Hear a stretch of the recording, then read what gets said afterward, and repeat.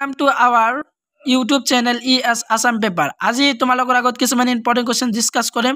অসমীয়া ভাষা আৰু সাহিত্য ইতিহাস দ্বিতীয় গট যে দ্বিতীয় নাম্বাৰ চেপ্টাৰ যে প্ৰত্ন অসমীয়া আৰু প্ৰাক শংকৰী যুগৰ সাহিত্য প্ৰত্ন অসমীয়া আৰু প্ৰাক শংকৰী যুগৰ সাহিত্যৰ অসমীয়া ছাবজেক্টৰ এইটো দ্বিতীয় নাম্বাৰ চেপ্টাৰ আছিল যে যিসকল ষ্টুডেণ্ট ফাৰ্ষ্ট সেমিষ্টাৰ অসমীয়া ছাবজেক্ট লৈ পঢ়ি আছে কোৰ পেপাৰ তো সেইসকল ষ্টুডেণ্টৰ কাৰণে আজিৰ ভিডিঅ' অত্যন্ত গুৰুত্বপূৰ্ণ হয়। যেহেতু তোমালোকৰ অসমীয়া ছাবজেক্ট 9 ডিসেম্বৰত আছে তো বেছি সময় নাই তো দ্বিতীয় নাম্বাৰ চেপ্টাৰৰ ইতিমধ্যে 1 মাৰ্কৰ কোৱেশ্চন আনসাৰ ডিসকাস কৰিছো।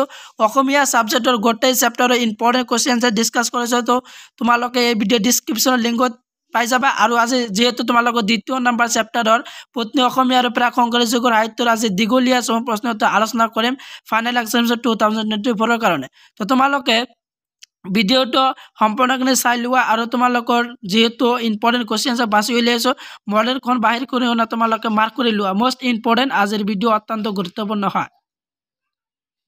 পেজ নাম্বাৰ 46 পেজৰ 3 নম্বৰ কোৱেশ্চনটো যে প্ৰাক শংকৰী যুগৰ অসমীয়া সাহিত্যৰ বৈশিষ্ট্য বৰ্ণনা কৰা।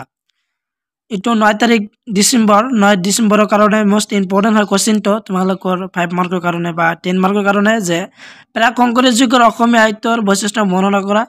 তো ইয়াৰ আনসাৰটো তোমালোকে চাই ল'বা। আনসাৰটো যিহেতু দিয়া আছে তো আনসাৰটো তোমালোকে সম্পূৰ্ণখিনি তোমালোকে পইণ্ট আউট কৰি দিয়া আছে তো পইণ্ট আউট কৰি তোমালোকে লিখি ল'বা আৰু তোমালোকৰ এক্সামত আহিলে তোমালোকে পইণ্ট হিচাপে লিখি দিবা।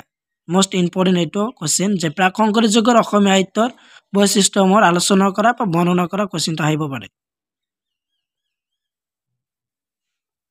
গুৰুত্বপূৰ্ণ প্ৰশ্ন নম্বৰ 6 পৃষ্ঠা নম্বৰ 47 পেজৰ 47 পেজৰ 6 নম্বৰ কোৱেশ্চনটো দিয়া আছে যে অসমীয়া লোকগীতৰ প্ৰধান ভাগ কেইটা আৰু কি কি প্ৰতিটো ভাগৰ প্ৰচলনৰ ক্ষেত্ৰ বিষয় সমূহ আভাস দিয়া। 5 মাৰ্কৰ কাৰণে মোষ্ট ইম্পৰ্টেণ্ট কোৱেশ্চনটো।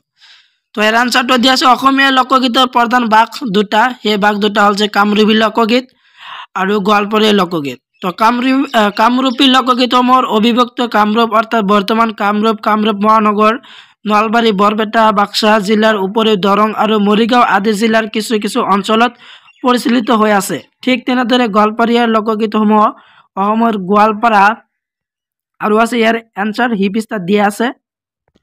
গোৱালপাৰা জিলাৰ লগতে দাঁতি কাষৰীয়া অঞ্চলৰ উপৰিও বাংলাদেশৰ ৰংপুৰ অঞ্চলত তথা পশ্চিমবংগৰ কোকৰাঝাৰ জলপাইগুৰি আলিপুৰ দুৱাৰ দাৰ্জিলিং আদি জিলাৰ কিছু কিছু অঞ্চলত পৰিচালিত হৈ আছে। তো এইখানে আছিল এনসাৰ 6 নম্বৰ কোৱেশ্চনৰ।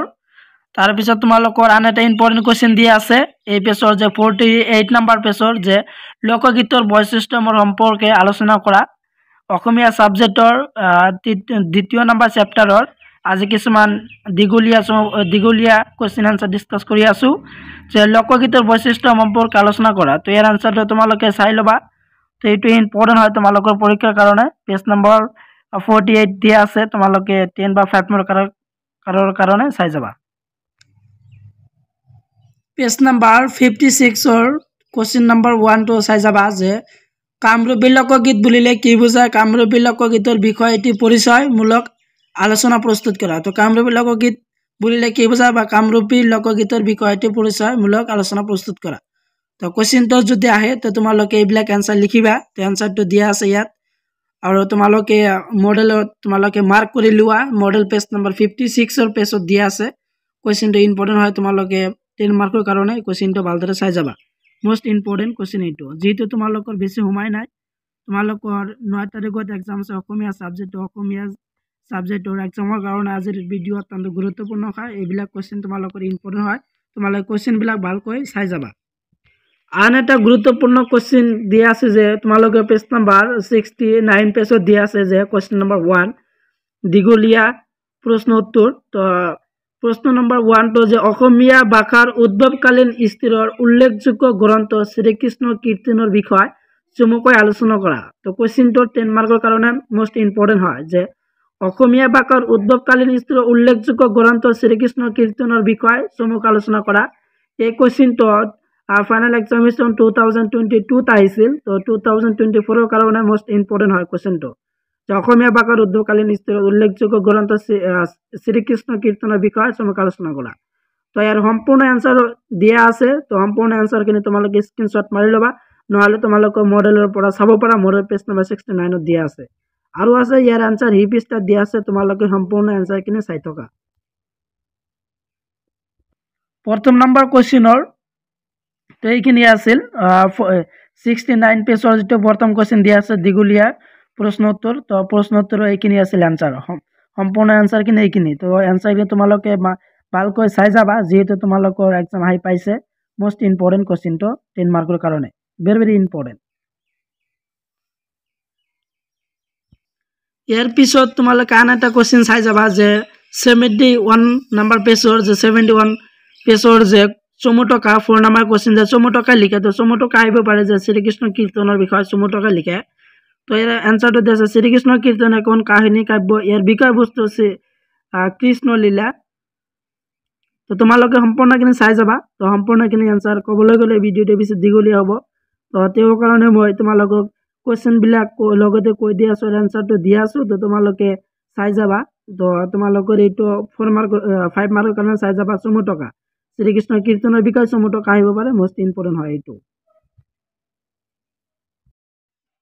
আৰু এখন মোস্ট ইম্পৰ্টেন্ট কোৱেশ্চন হল যে প্ৰাক শংকৰী যুগৰ শ্ৰেষ্ঠ কবিগৰাকী কোন তেওঁৰ সাহিত্য প্ৰতিভা সন্দৰ্ভত এটা আলোচনা যুগত কৰা তো প্ৰাক শংকৰী যুগৰ শ্ৰেষ্ঠ কবি কোন গৰাকী আছিল আৰু তেওঁৰ সাহিত্য প্ৰতিভা সম্পৰ্কে আলোচনা কৰিবলৈ কৈছে কোৱেশ্চনটো তো কোৱেশ্চনটো দিয়া আছে পেজ নম্বৰ 89 পেজত দিয়া আছে মডেল পেজ নম্বৰ 89 পেজত দিয়া আছে ৰচনাধৰ্মী প্ৰশ্ন উত্তৰ 10 মাৰ্কৰ কাৰণে বা 5 মাৰ্কৰ কাৰণে কোৱেশ্চনটো ইম্পৰ্টেন্ট হয় 10 বা 5 মাৰ্কৰ কাৰণে চাই যাবা ইয়াৰ এনসাৰটো তোমালোকে সম্পূৰ্ণখিনি ভালদৰে চাই যোৱা তো কোৱেশ্চনটো মোস্ট ইম্পৰ্টেন্ট হয় যে ইয়াৰ এনসাৰটো যে প্ৰাক শংকৰী যুগটো প্ৰকৃত অসমীয়া লিখিত কবিতাৰ উদ্ভৱ যুগ তোমালোকে সম্পূৰ্ণখিনি তোমালোকে চাই যাবা এনসাৰটো তো এনসাৰটো মই দি আছো তো এইবিলাক আছিল এনসাৰ আৰু তোমালোকে স্ক্ৰীনশ্বট মাৰি ল'বা তো মডেল পেজ নম্বৰ 89 পেজত দিয়া আছে তাৰ পৰাও চাব পাৰা মোস্ট ইম্পৰ্টেন্ট আৰু আছে ইয়াৰ এনসাৰ তো সম্পূৰ্ণ এনসাৰখিনি তোমালোকে চাই থকা এইবিলাক আছিল ইয়াৰ তাৰ পিছৰ এনসাৰখিনি তো পেজৰ এনসাৰটো তোমালোকে ভালদৰে চাই যোৱা তো পেজ নম্বৰটো 90 পেজত দিয়া আছে যে ইয়াৰ এনসাৰ তো সম্পূৰ্ণ এনসাৰ এইখিনি আছিল